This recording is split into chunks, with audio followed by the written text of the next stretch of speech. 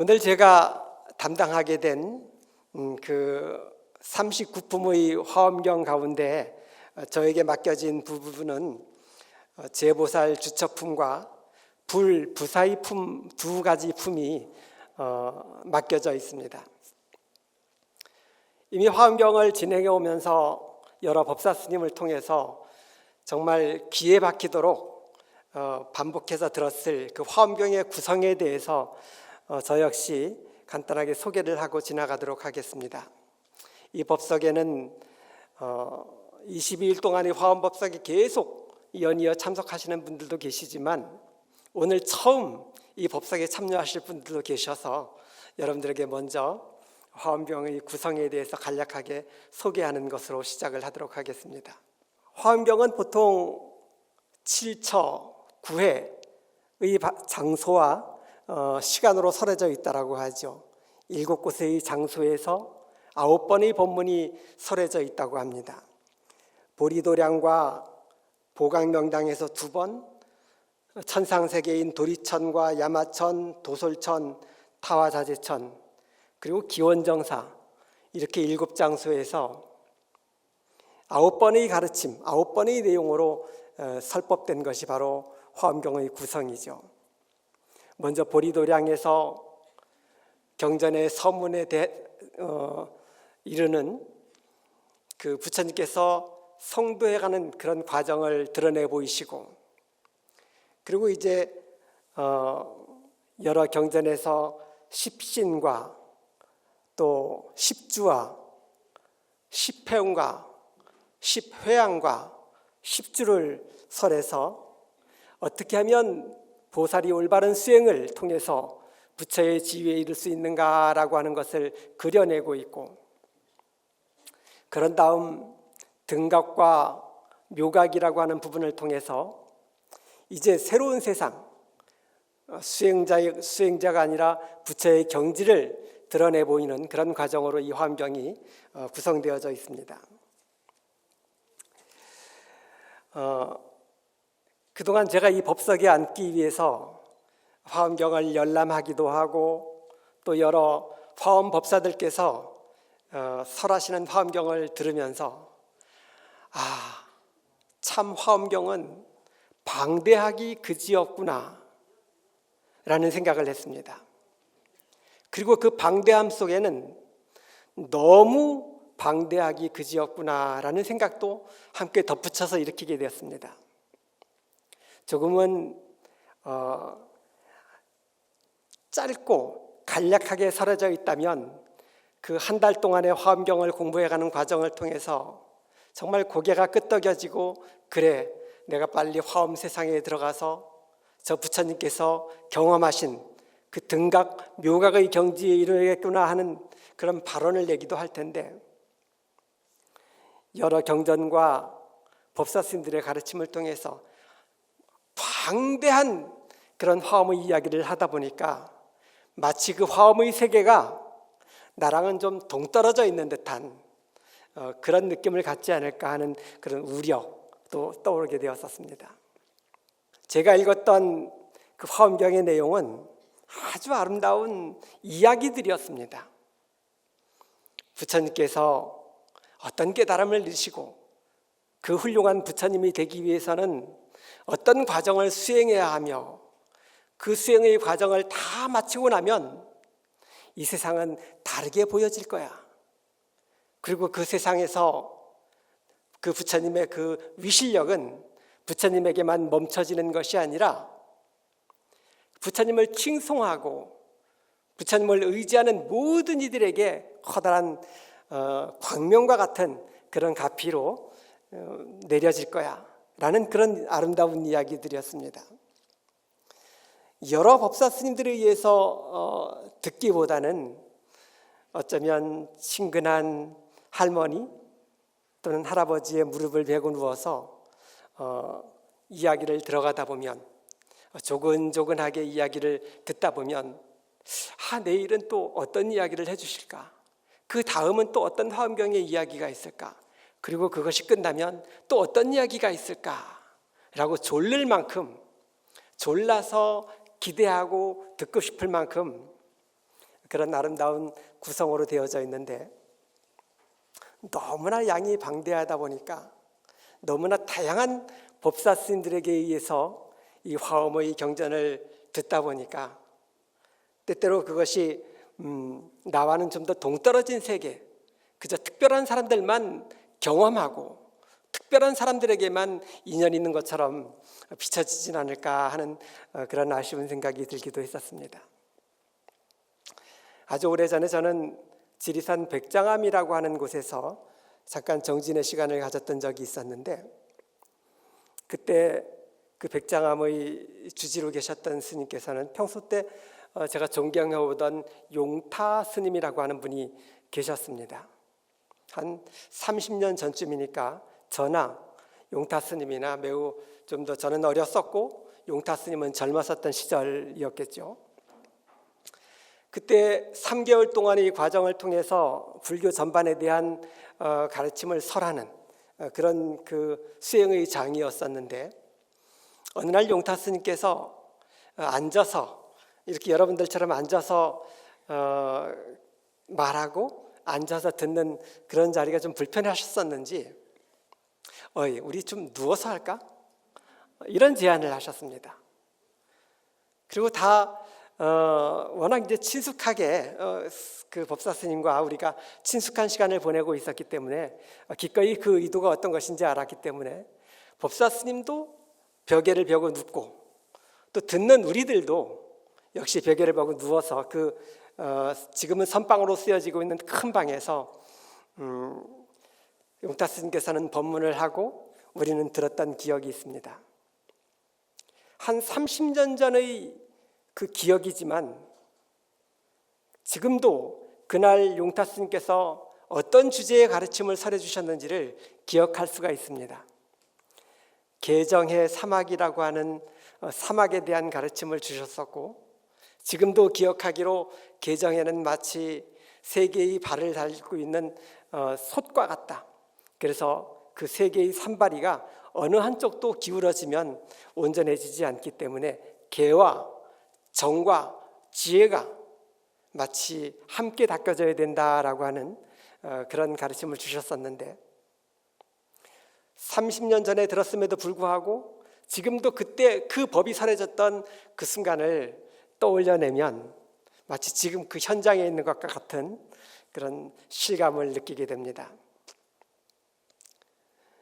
매번 이 법석에 오를 때마다 여러분들께서 박수를 치기도 하고 때때로는 청법과를 전해주시기도 하고 또 때때로는 삼배를 통해서 저를 이 법석에 앉히는데, 어쩌면 그 엄숙한 자리가 사실은 우리들에게 화엄의 진면목을 이해하는 데 방해는 되지 않을까 하는 그런 염려가 있어서 드리는 말씀입니다.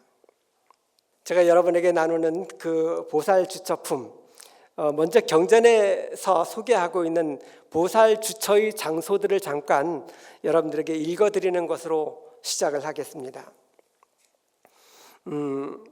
보살 주처품에서는 그 8방과 12처라는 장소를 이야기하고 있습니다. 8방, 동서남북 사방과 그 동서남북 사이에 있는 사방을 포함해서 8방의 산과 바다에 보살님들께서 기거하고 계신다. 그리고 또한 12곳의 성읍이 있는데 12곳 나라의 성과 그 지역의 모든 곳에 보살님들이 거하고 계신다라고 소개하고 있죠.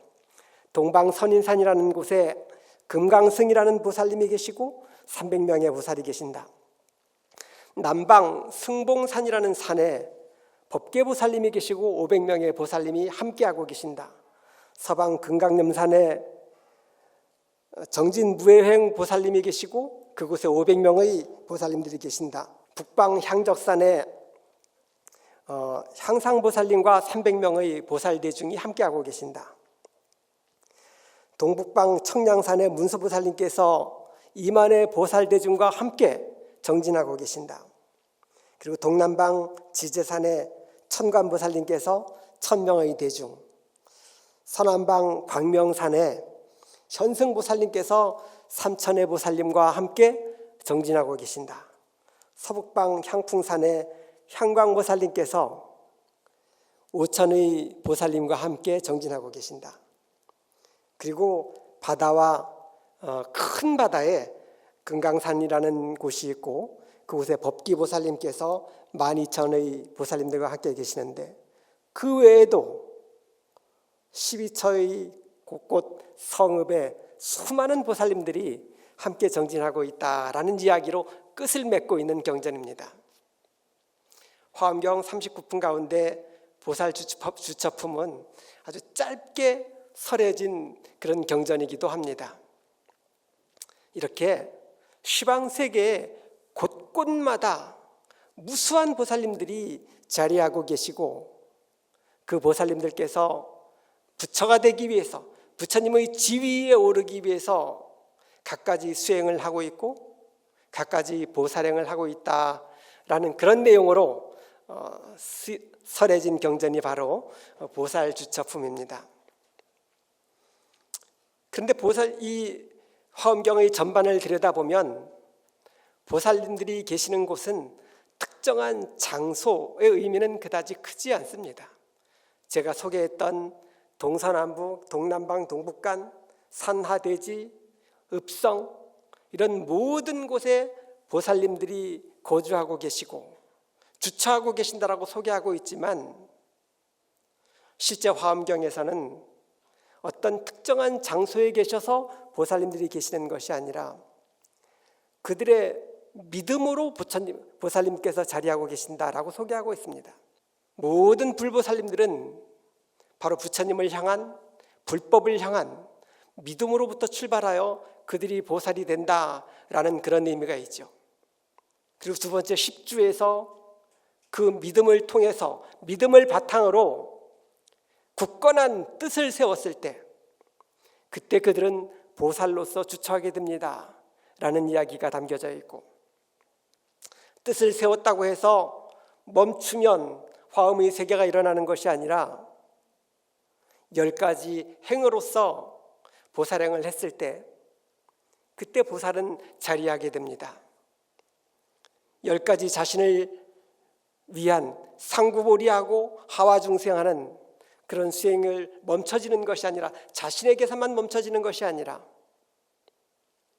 모든 일체법계의 중생들에게 회양되어졌을 때 10가지의 방법으로 회양되어졌을 때 그때 그 자리에 보살이 주처하게 되는 것입니다.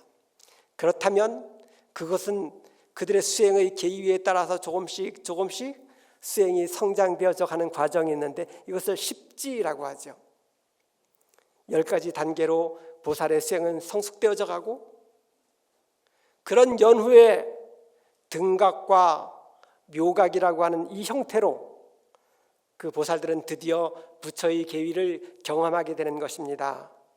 이런 내용들이었습니다. 보살이 주처하는 곳이 저 보타나카산이고 저 오대산 청량산이고 이런 특정한 장소에 보살님이 주처하고 계시기 때문에 우리가 그 보살님들을 친견하기 위해서는 금강산을 찾아가야 하고 청량산을 찾아가야 하고 문수산과 보타나카산을 찾아가야 할 것이 아니라 믿음과 뜻과 실천과 그리고 온 중생을 향한 회양이 이루어졌을 때 그때 각자의 수행들이 점점 보살로서 드러난다라고 이해하면 되겠습니다.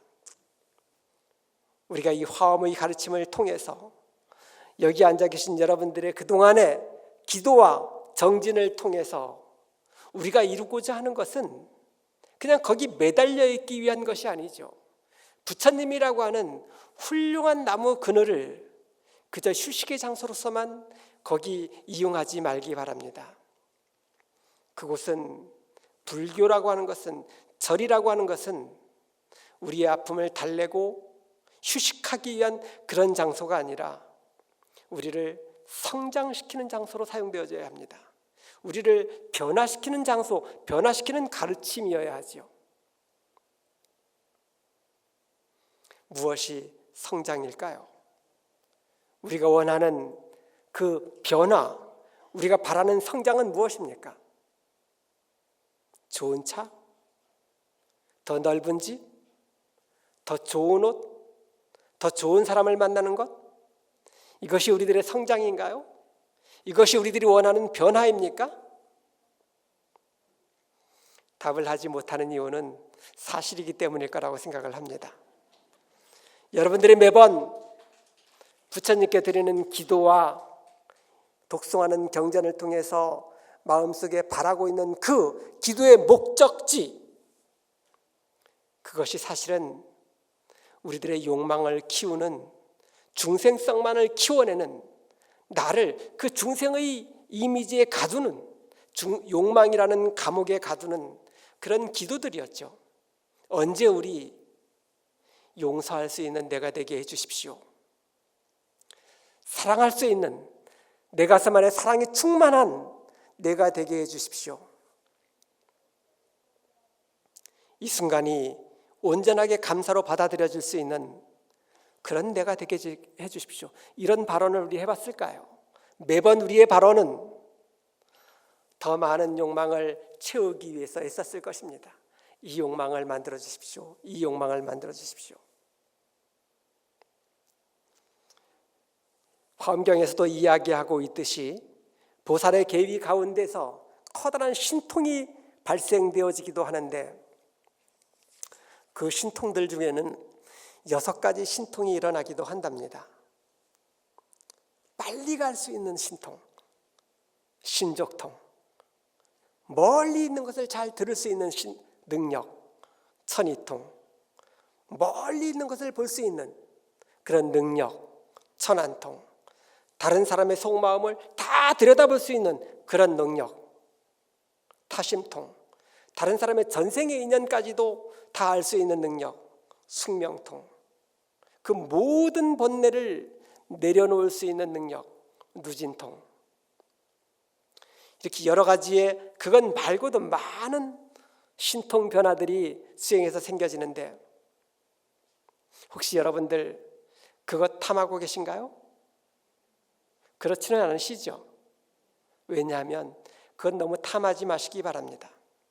우리 님이 빨리 갈 수 있는 능력을 지녔지 않습니까? 기차다, 자동차다, 비행기다, 멀리 볼 수 있는 능력을 지녔지 않습니까? 여기 앉아서도 지금 이 순간 저 미국, 아프리카 그곳에 있는 가족들과 실시간으로 영상통화를 할 수 있고, TV만 틀면 온 세계를 보여줍니다. 우리는 어쩌면 부처님께서 지니셨던 그 천안통보다 많은 신통을 이루었던 그 능력 있는 보살님들보다 더 많은 능력으로 온 세상을 볼 수 있는 천안의 능력을 지녔을지도 모릅니다. 다른 사람의 속마음도 알 수 있죠. 다른 사람의 소리를, 더 멀리 있는 소리를 들을 수 있죠. 우리는 천이통을 이미 핸드폰이라는 것을 통해서, 또는 그 외 다른 여러 가지 전자기기들을 통해서 다 알고 있지 않습니까? 그런데 그래서 우리는 어떻게 됐을까요? 그래서 우리 더 행복해졌습니까? 그래서 우리 더 용서할 수 있어지고, 그래서 우리 더 사랑할 수 있어지고 지금 이 순간이 감사되어졌나요? 그렇지 않지요. 더 빨리 가야 하는 거예요. 더 멀리 있는 소리를 더 자세히 들을 수 있어야 하는 거예요. 더 자세하게 보기 위해서 카메라 화소를 1000만 화소에서 이제는 1억만 화소더니만 10억 화소까지나 되는 그 수많은 화소의 카메라를, 핸드폰을 구하기 위해서 더 많은 돈을 지불해야 되는 것, 이것이 무엇 때문인가요? 그 많은 돈을 지불하기 위해서 우리는 온전하게 앉아서 평화롭다, 참 고요해 라는 이 말을 입 밖에 내지 못하지 않습니까? 더 좋은 휴대폰, 더 좋은 차, 더 빨리 가는 것, 더 멀리 있는 소리를 듣기 위해서 매번 분주한 나머지 고개는 여기저기를 두리번거리고 발걸음은 종종 걸음으로 이곳저곳을 헤매지만, 정작 그 욕망을 채우기 위해서 놓쳤던 것, 그것이 무엇인가요? 내 가슴에서 만들어지는 온전한 평화, 온전한 자유를 우리는 경험하지 못하고 있지 않습니까? 더 많은 것을 가졌을수록 우리는 더 많은 것을 놓치고 있게 됩니다. 그래서 이 화엄경뿐만 아니라 모든 부처님의 가르침은 우리에게 안타까운 표정으로 세상을 향한 중생성을 기르기 위해서 욕망을 탐할 것이 아니라 온전히 가슴의 평화로움을 위해서 믿고 뜻을 세우고 그리고 실천하고 온 중생에게 당신께서 성숙시켜온 그 수행을 회양했을 때 당신의 마음은 1지에서 10지까지의 단계로서 조금씩 평화와 아름다움을 경험하게 될 것이고, 그런 연후에 당신은 경험하게 될 것입니다. 등각과 묘각이라고 하는 방법을 통해서 드디어 당신이 염원하셨던 부처님을 경험하게 될 것입니다. 이렇게 이 화엄경이 우리에게 안내하고 있는 것이죠. 오늘 저는 여러분들에게 제가 나누고 있는 성장의 이야기, 성장의 방법을 전하려고 합니다.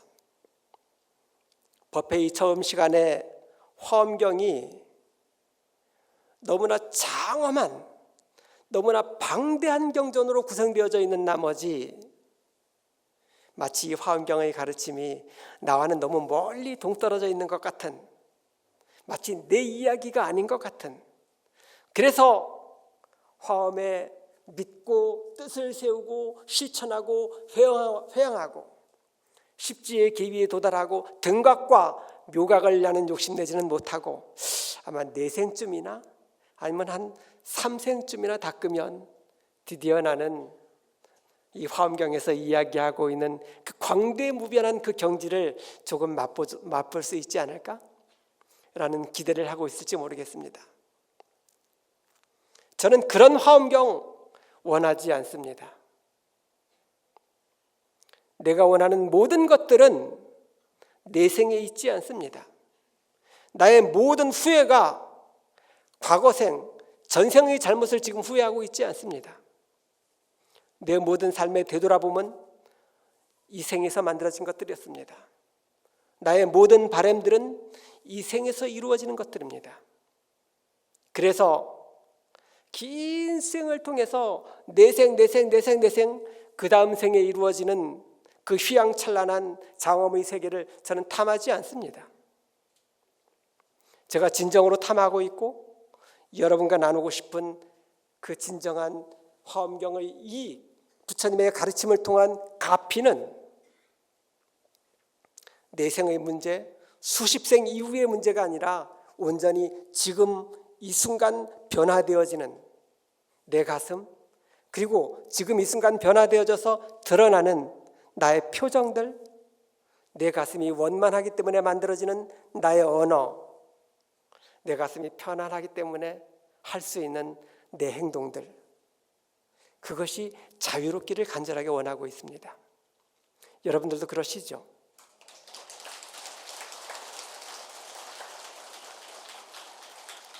어떻게 우리는 지금 이 순간의 평화로움, 지금 이 순간의 고요함, 지금 이 순간의 자유로움을 경험할 수가 있겠습니까? 내 안에는 무수한 지난 시간들의 잘못된 습관과 심지어는 전생으로부터 이어져 온 많은 업장들이 나를 지배하고 있죠. 그리고 아무런 노력도 하지 않는다면, 아무런 부처님의 가르침을 통해서 자신을 변화시키기 위한 정진을 하지 않는다면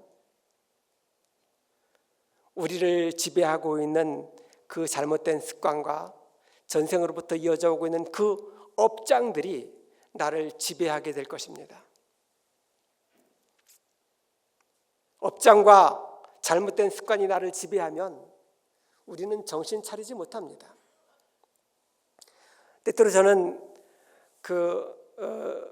시에서 진행하는 그런 행사에 참여했던 그런 경험들이 있습니다. 그런 행사에는 의례껏 스님들뿐만 아니라 그 지역의 목사님들, 그 지역의 신부님들, 원불교 교모님들, 여러 종교기관의 대표들을 초청하기도 하고, 그 다음에 이제 그 지역 유지들도 참석하고, 그래서 축사를 하기도 하고, 뭐 여러 가지 행사들이 있지 않습니까? 알고 계시죠? 그런데 평소 법당에서, 성당에서, 교회에서 입만 열었다 하면 서로 사랑하고 양보하고 배려하기를 권하는 그 종교인들이 그 관공서에서 주최하는 그 행사에서 자리 싸움이 치열합니다. 소개할 때 목사님을 먼저 소개해야 될지, 스님을 먼저 소개해야 될지, 스님들을 먼저 소개하는지에 따라서 굉장히 치열한 암투가 그 안에서 벌어지는 것을 종종 보기도 합니다. 우리 사회를 아름답게 가꾸어 가겠다라고, 아름답게 변화시키겠다고 하는 정치인들도 역시 마찬가지예요. 제가 이 지역에서 가장 훌륭한 사람입니다. 제가 이 지역을 더 행복하게 가꾸어 갈 수 있습니다 라고 자신하는 그 사람도 역시나 이름 불러주지 않으면, 인사시켜주지 않으면 그 행사가 끝나기도 전에 다 나가버립니다. 무엇이 그들의 가슴을 채우고 있습니까? 그들의 가슴 안에 가득한 욕망이 자신을 지배하고 있기 때문에 그 가슴이 온전해지지 못하는 겁니다. 그 순간 그 가슴 안에 온전함이 채워져 있지 않다면 파란 하늘을 보지 못합니다. 그 옆에 앉아있는 그 반갑고 아름다운 그 아는 사람들을 보고 손잡지 못합니다. 지나가다가 아주 예쁘게 피어있는 그 특별한 꽃을 만나지 못합니다. 알아차려주지 못합니다. 눈은 있지만, 귀는 있지만 그것을 인식하지 못하는 거죠. 왜? 우리들의 가슴 안에 잘못된 것, 욕망이 가득 채워져 있기 때문에 그것이 눈을 가려서, 그것이 내 귀를 가려서 그 아름다운 것을 직접 경험하지 못하게 하는 것입니다. 지금 여기 앉아 계신 여러 도반들의 가슴 속에도 무엇이 채워져 있습니까?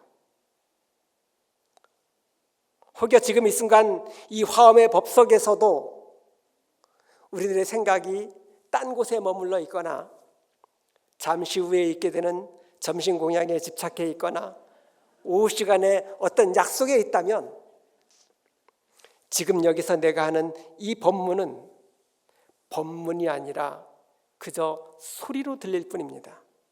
그렇죠? 여기 이 아름다운 법석에 앉아 계시면서도 여러분들의 마음이 지금 여기 이 순간 저와 접촉하고 있지 않다면 여러분들의 생각은 잠시 방심한 탓에 과거의 습관과 그 업장들이 여러 도반들을 다른 곳으로 옮겨놓게 되고 다른 곳에 가두게 됩니다. 그러면 그저 여러분들은 여기 몸뚱이로만 앉아있는 것이죠. 내 이야기는 이야기일 뿐이고 다음번에 만나서 그때 화엄살림에 우리에게 어떤 이야기가 있었지?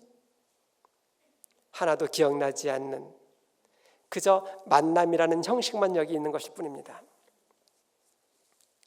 저는 여러분들에게 오늘 미소선이라고 하는 방법으로 이 화엄경을 수행해 나가기를 권하고자 합니다.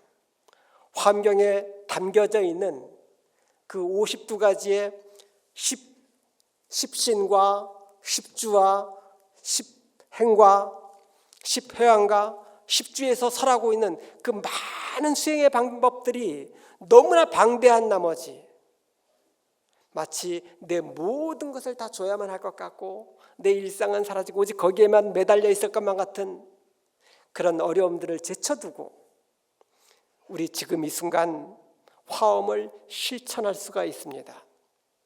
그저 화엄을 귀로 듣고 배우기만 하는 것이 아니라 내 삶에서 화엄을 적용시켜낼 수가 있습니다.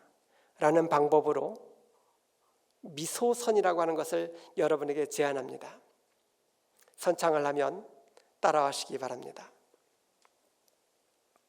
들이쉬는 숨을 통해서 나 자신을 회수합니다. 내쉬는 숨을 통해서 미소를 자각합니다. 입으로만 하시는 건가요? 아니면 실제로 여러분들 들이쉬는 숨을 통해서 여러분 스스로를 자신에게로 되돌리는 작업을 해보셨습니까? 그리고 내쉬는 숨을 통해서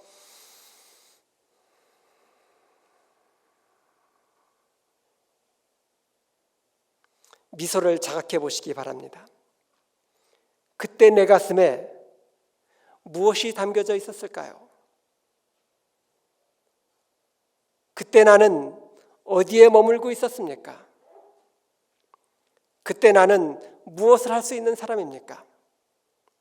숨을 들이쉬고 거기 그 문제, 그 시간에 빼앗겨 있던 나를 지금 여기 내 가슴으로 되돌려 놓고 나면 더 이상 나는 그 욕망에 허우적거리지 않게 되고 그 욕망이 만들어내는 그 무수한 분주함에 바빠지지 않아도 됩니다. 그 습관과 업장이 만들어내는 분노 때문에 지금 여기 앉아 있으면서 치를 떨지 않아도 됩니다. 모든 분노들, 모든 갈망들, 모든 슬픔과 부정적인 감정들은 내가 거기 그 문제와 함께 있기 때문에 일어나는 것들입니다. 그 갈망과 분노와 슬픔이 일으키는 대상의 나를 빼앗기고 그 갇혀있기 때문에 여기 이 순간에 앉아있는 내가 자유롭지 못한 것이죠. 그래서 들이쉬는 숨을 통해서 나 자신을 회수했을 때 적어도 우리는 그 순간 그 갈망과 분노와 슬픔의 대상으로부터 벗어나게 되고 나에게로 되돌아오게 되는 것이죠. 멈춤과 치유가 일어나는 순간입니다. 그런 다음 내쉬는 숨을 통해서 미소를 자각했을 때 이때 우리에게서 성장이라고 하는 변화가 일어나게 됩니다. 온전히 그 나를 불편하게 했던 대상으로부터 벗어나서 나에게 돌아온 다음 내 얼굴에 미소를 자각하기만 해도 내 가슴은 고요해지기 시작하고 고요해진 가슴에서 평화로움을 경험하게 되고 평화로움을 경험했을 때야만이 우리는 이 세상을 아름답게 만나게 되는 것입니다. 내 안에 욕망과 분노와 어리석음과 슬픔이 가득 채워져 있다면 결코 우리는 아무리 이 환경을 지고 이고 안고 있다 할지라도 우리는 이 세상을 환희롭게 경험하지 못합니다. 화엄경이 우리에게 지시하고자 하는 그 지점은 거기 있는 화엄을 그리워하는 것이 아니라 그곳의 화엄 세계를 바라볼 것이 아니라 지금 당신의 가슴 안에서 화엄을 경험하시기 바랍니다. 이것이 바로 80이나 되는 망대한 분량의 화엄경이 오늘 우리에게 전하고자 하는 핵심인 것이죠. 따라하시기 바랍니다. 한 번의 미소는 한 번의 용서이고 한 번의 미소는 한 번의 사랑이며 한 번의 미소는 한 번의 감사이고 한 번의 미소는 한 번의 행복이다. 이 시간 한 달 동안 진행되어지는 그리고 매년 진행되어져 오는 이 통도사의 아름답고 성스러운 법배 화엄 살림이 그저 여러분들에게 내생을 기약하는 경험으로만 사용되어지지 않기 바랍니다. 그 많은 화엄의 법사들께서 여러분들에게 전하고자 하는 그 가르침을 통해서 우리는 치유와 위로만을 얻는 것이 아니라 실제로 내 삶에서 미소가 늘어나지고 용서해 줄 수 있는 능력이 커지고 사랑할 수 있는 능력이 점점 가슴 안에서 만들어지고 그래서 온 세상을 감사로 경험할 수 있는 이 변화가 있을 때 우리는 화엄 세상은 탐하지 않게 됩니다. 더 이상 화엄 세계를 그리워하지 않아도 됩니다.